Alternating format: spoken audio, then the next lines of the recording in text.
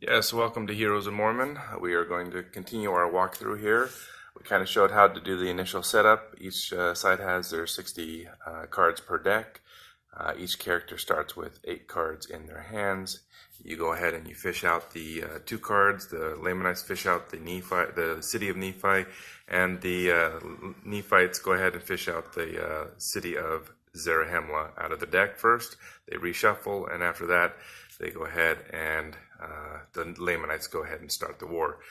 The way that you want to set up your deck, or the way that the cards flow from the hand, is that when you are taking cards from the reserve deck and putting it into the supply pile, it goes off to one side or the other. It's easier if the discard's probably on the outside here, and that your supply pile goes on the inside. Any cards that you use in order to put down cards down here, or that you use in order to use your action cards, are usually going to go at the top here. Okay, so that's kind of how the flow goes. If you lose any cards, then you go ahead and lay this one face up. Okay, and that's kind of how that goes. At the end of your turn, at the end of the turn, you go ahead and put this back into your deck. So used cards do not get lost; they get put back into your deck and folded back in the bottom. So that's kind of how the flow of the deck goes. Like I said, some people are going to ask, well, how do I get cards back into my hand? How do I collect cards?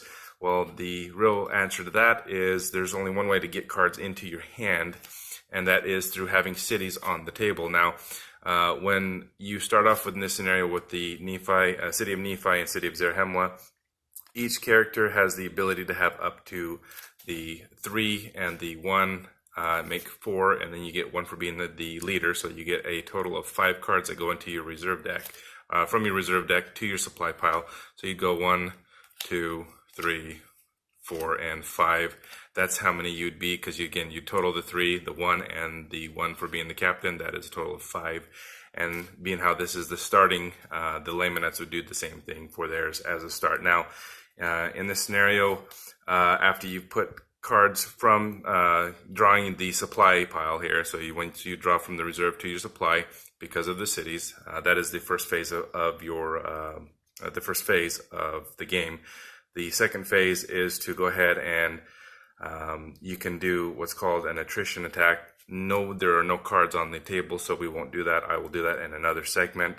After that, you may deploy cards down, and then after that, you may go ahead and attack, and after your attacks you can go ahead and move cards, and then after that is the last phase. You can either pick up all or some of the supply pile, and then you may put it into your hand at that point.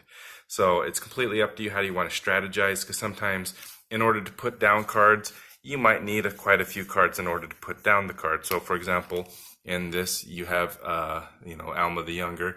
This one costs 5, which is right here. This is the deploy value. This one costs 5 cards in order to put down.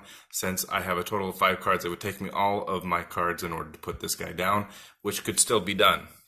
Now, each of these cards, each of the city cards have if you look right down here, each of the city cards have a flavor text, and on the one side it has in this case, this would be oriented towards the Nephite side, and the other side is the Lamanites. Now, the war number goes always facing the character, and so since this is a Nephite card, it'd be facing the Nephite side, and then vice versa for the other card.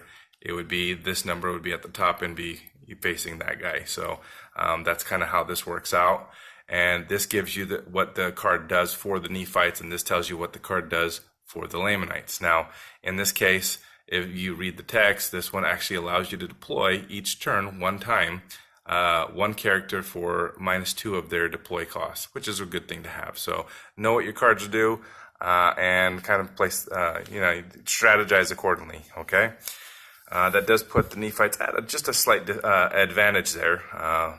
Being out, they can deploy a little easier, but it doesn't stay that way for too much longer, because the Lamanites have plenty of cards in their deck too that allow them to do good stuff as well. So that's kind of how that works out for being able to put cards back into your hand. Okay.